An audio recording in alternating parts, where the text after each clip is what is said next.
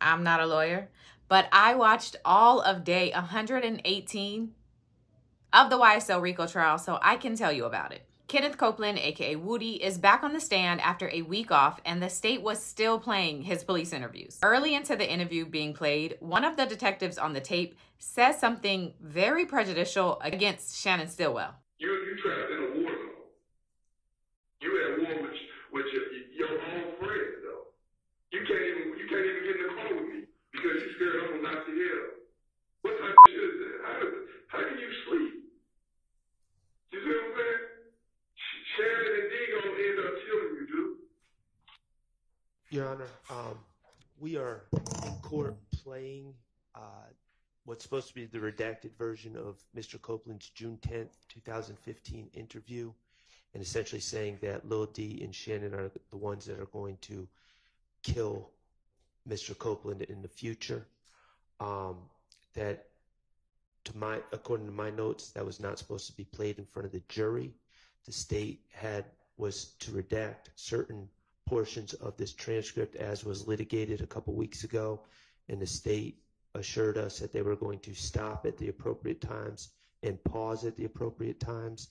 That was not done, and it is a statement about it's prejudicial, it's bad character, it's a statement about my client's future dangerousness that the jury has been exposed to, and at this point, I am moving for a mistrial on behalf of Mr. Stillwell. Basically, what's happening is that the statement that the detective made saying that Shannon and Dee were probably going to end up unaliving Woody could be very damaging and could cause the jury to be unfairly biased against Shannon Stillwell. And it's not even actual evidence. So Shannon's attorney, Max Shart, is saying that he and the state agreed for the statement to be redacted, but since it was not, he is moving for a mistrial. But then he discovers that he may have actually given them the wrong time code for the redaction. So it's kind of like, oops, my bad. But there's a distinct possibility that I misstated the time that the redaction was supposed to start as 21 as opposed to 19, and that may have it's likely that was an error on my end. Ultimately, the judge agrees that the statement is prejudicial and instructs the jury to forget that it was said. So she denies the motion for a mistrial and court continues. Once the police interview finally finishes, the state plays some jail calls between Kenneth Copeland and the mother of his child. And I just want to play some of the clips because Deshaun was sick of him. All right. Deshaun. Yeah. I love you. I'm serious. I love you too. You just stupid. All right. Deshaun. Wait. I know, man. This shit just messing me up, man. Hello. Yeah. Don't tell me about it, bro. Don't tell them about the word. Why do you keep saying it? But listen to me, bro. Yeah, I know you're not. This shit getting on my nerves. What, you want me to start calling you then? Just the whole situation getting on my nerves. I'm saying, so you want me to start calling you? I'm gonna say stop calling me. You see my like getting on your nerve. I need your help, bro. Like, cause it is like you. All right, Deshaun. I won't call no more. Like, I mean, I'm gonna say stop calling me. You saying this shit getting on your nerve and all this, like. Yeah, about the whole situation, about what you got going on. Like, the shit you do just be stupid. All right, I love you, bro. Okay. Yeah, I love you too. But I'm gonna call you back about in a minute. I'm just trying to goddamn calm down. You can call somebody else. My mom, I ain't got no minutes on the phone. I love you, okay? Yeah, I love you too. Just calm down, man. Everything gonna work out. I ain't did nothing no back. I just gotta do what I gotta do to get out. Beyond that, Woody's testimony was basically the same as before. He did get frustrated a few times and expressed that to Attorney Hilton. I was going through a phase in my life, like I told you before, and I told you in the back. I made it all up. I sat right there and said whatever came to the top of my head, that I pieced some things together and said what I said. If you listen to both of them calls, they contradict each other. If you listen to the interview, you hear what the police keep saying. And that's why I put everything on thug. The man ain't had nothing to do with my stupidity.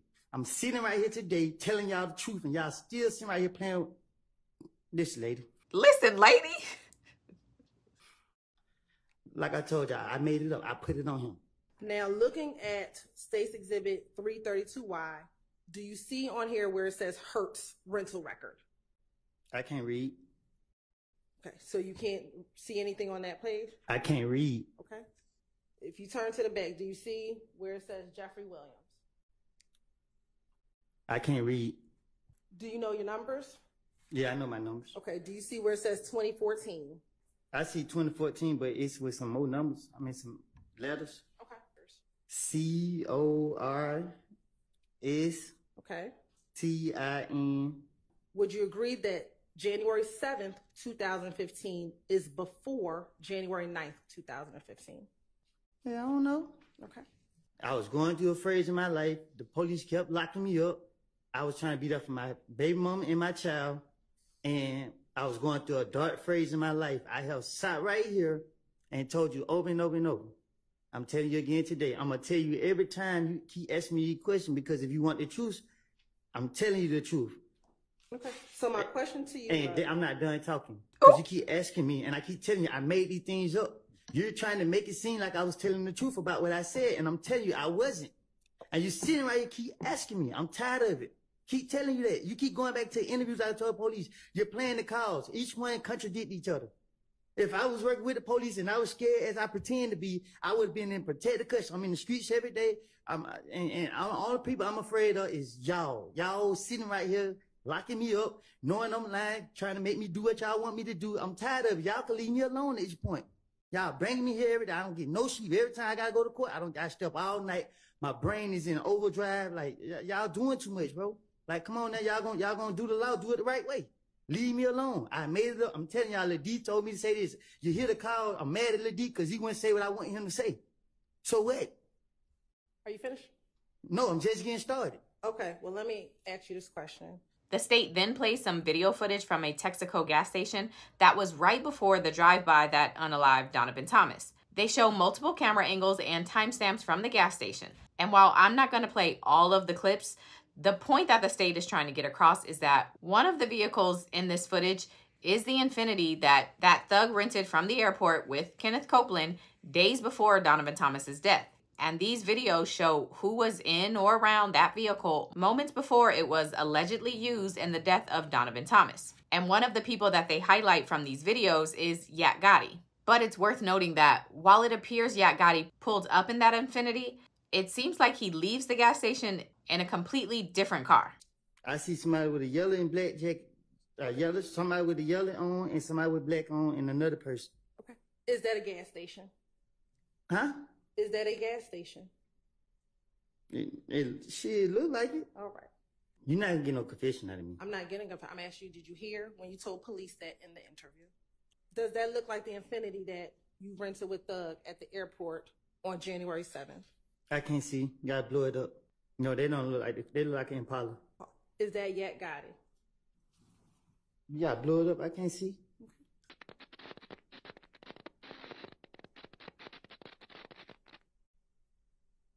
Looking at that view, does that look like Yak Gotti? Yes. All right. Do you see that same individual with the black coat walking to their car? I see somebody right there, but I can't say. I can't really see who it is. Do you see the person getting out of the driver's side door by the car closest to the pump? Yes. All right. And now we're going to keep playing. I want you to watch that individual.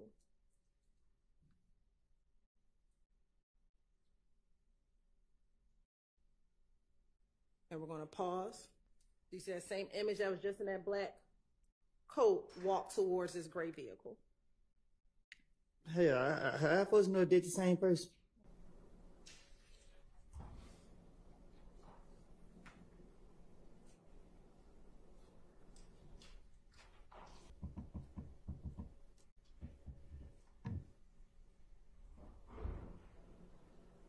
Do you see the gray vehicle pull off? Yeah. Okay. Is that OG Bentley? I don't know him. Okay. Is that not the same person as you said got rid of all the guns in the car on the night of Donovan Thomas's murder? I'm good at lying. Very good at it. I ain't said it. You trying to make it seem like I'm saying the whole interview is not true. What I'm saying is, to convince them, you got to tell them a little bit what you think they know. And look, I'm not about to go back and forth with you. Mr. Copeland, isn't it true that you're supposed to be testifying under an immunity agreement? To be honest with you, I don't know. I don't have a clue about none of this stuff. I told y'all from the start, y'all to put me in here. Like, I don't comprehend. I done told y'all that time after time. I don't know what the immunity agreement is. I don't have a clue. Like, I'm up under so much pressure. Like, man, I don't know. I don't even know how to answer y'all question because I don't know what type. Like, I don't know. I'm trying to be as truthful as possible. And is it true that you feel that you were pressured by the state to testify? I feel like I was pressured by both sides, the state and the defense. I don't know what y'all want me. I don't know what y'all looking for. I didn't see nobody kill nobody. I didn't see nobody rob nobody. I didn't see none of these boys do anything. I did some stupid things. I got caught for the stupid things that I was doing, and I just went from there. Like, I didn't. And then y'all got me up here, and I done told y'all before y'all put me up here, y'all can't talk to me on like a Tuesday or something, and you can't talk to me in the streets. And I told you, like, I lied. And I told you that. And then y'all still brought me in here. I mean, I don't want to go to jail, but, man, at this point, man, y'all got me, man. I don't know, man. I can't sleep at night. Like, I tell you, y'all hold me in jail. Don't feed me. Don't give me water. Like, I just don't know. Like, every time I walk in this door, I pray and hope I walk back out this door. I just want to be left alone. I paid for my punishment. And I done told y'all before y'all put me right here in this seat. Time after time. I told Judge Glanville in his office. I done told everybody I can tell. And I'm telling you to your face, I know it don't have anything to do with you. You doing your job. But I've been nice to you, and I've been telling you that you can't put me up here, and I told you, I done made it up. Okay. It's a difference if I seen one of these guys actually do something, and you ask me, did they do it? If you ask me, did they do something that I actually saw them do it, and I would tell you, yeah, I saw him do that. Yeah, I was with him when he did that. But this is not the case. I told the police anything to get them off of me. I was going through a phase. People were shooting at me while I had my kid. And my only priority was, by any means necessary, to protect them with my whole fucking life. Judge, I give them a minute because they drive me crazy. Yeah, take a minute, take a breath. Keep telling y'all. Stay here. Come here. Stay on the stand. Take some breaths. Calm down. And once he finishes his breath, Your Honor, the state, we conclude our questioning, Your Honor. Judge, can I go home? All right. No, it may be that some of the defense attorneys or all of them might have questions for you as well. So we're not quite finished yet. So take a minute.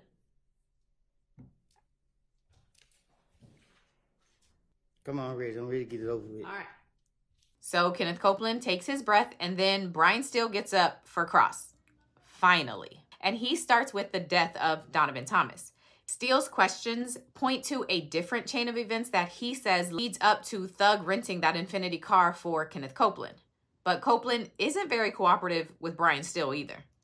The first one that Ms. Hilton said is that Jeffrey rented a Infiniti vehicle. Remember that?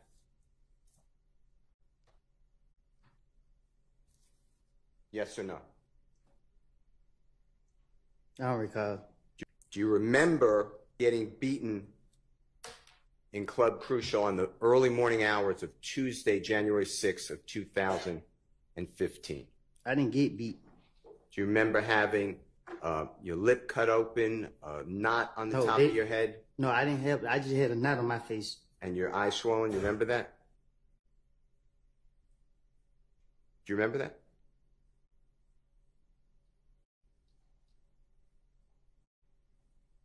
Yes or no? I don't recall. Do you remember going to Jeffrey Williams the next day and explaining that you got beaten at Club Crucial and you needed a car because you didn't want to drive around in the car that you typically drive around because you didn't want to be noticed in the area? Do you remember telling him that? I don't recall. Do you remember saying to Jeffrey Williams that you needed a car and he was driving, he had a Corvette vehicle? Do you remember realizing that a Corvette has 2 seats and you have a child with a car seat as well as your child's mother, Deshawn, at that time, and you needed a bigger car? I don't remember that. Do you remember going to Hertz Rental Car at approximately 8 o'clock at night on January 7th of 2015 so that Jeffrey could get you a rental car, an Infiniti rental car? I don't remember. Do you remember driving that Infiniti rental car from the time it was picked up from the Hertz rental car on January 7, 2015 until it was returned on January 12, 2015? I don't remember 2015. Do you deny having that Infiniti rental car January 7th of 2015? I gave the car to Threat. And you told the jury you gave the car to Mr. Turner the day of the killing of Donovan Thomas. I didn't mean to say that. Okay. But that's what you said. Out of frustration. And what you're telling the jury, or what the state wants you, I believe, to tell the jury, Jeffrey Williams, therefore, rents a car in his own name that's going to be used in the killing of Donovan Thomas. That's what you're telling the jury. I don't know what car was used to kill him. Okay. Can you tell the jury how Jeffrey Williams, doing you a favor 3 days before, in that vehicle, the Infiniti vehicle from Hertz, how does that put Jeffrey Williams involved in the killing of Donovan Thomas? The police did it. Mr. Copeland, my question to you is, during this entire video, where do you see Jeffrey Williams anywhere around this gas station getting out, switching cars, okay? Man, I have told y'all, I have made this up to the police. Okay. I just watched this video. Well, we're just going to make sure the jurors see it, okay? No Jeffrey Williams, right? No. And then Brian Steele gets to asking about the infamous ex-parte meeting. 2024, June 10th, a Monday.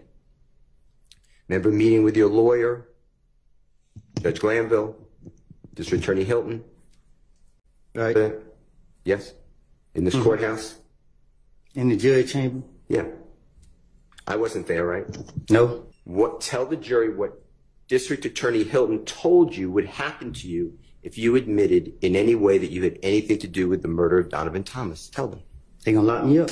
Tell the jury your understanding what Miss Hilton told you if you admitted to being involved in the murder of Donovan Thomas, even with use of immunity. Tell what the District Attorney's Office would do to you. She said, if I do that, plead the fifth, I'm gonna go to jail. Go ahead. Well, when I was talking to them, tell the jury. I don't recall. He was really close. Yeah, I don't know what's going on. Mr. Copeland, if you were to admit that you're involved in the murder of Donovan Thomas, do you go to jail? Is that your understanding through District Attorney Hilton? Can I ask the judge a question? Let's take a recess. So they take a break, and the judge determines that it makes more sense to pick back up tomorrow. So most of the jury is released, but there's an issue with a juror, so the judge asks the attorneys to stay back to discuss. Shout out to Kathy Roussan from Law and Crime because she reported on it, and apparently the issue was regarding one of the jurors who was on medical leave with her employer when she was actually selected for this jury, and she recently found out that her job is not going to continue to pay her and possibly shouldn't have even been paying her because she was on medical leave. And jury duty doesn't count as medical leave. So that juror recently applied for another job out of state, and she just found out that she got it. So now she says this trial will be a financial hardship for her. So the judge is planning to inquire with her employer. The state doesn't oppose this juror being dismissed, but the defense wants to wait until they hear from the job. And apparently some other juror issues were also discussed. One juror wanted to know if election day will be a full day off, but the judge said it would only be a half a day. Another juror wanted to leave 2 days a week at 2 p.m. to referee some games, but the judge denied that request. And then another juror thought that they would have work training, but the judge asked them if they could move the training to scheduled days off that are already on the calendar. So that juror is going to follow up. And then another juror may need a medical procedure soon, so they are going to keep the court updated. Ciao.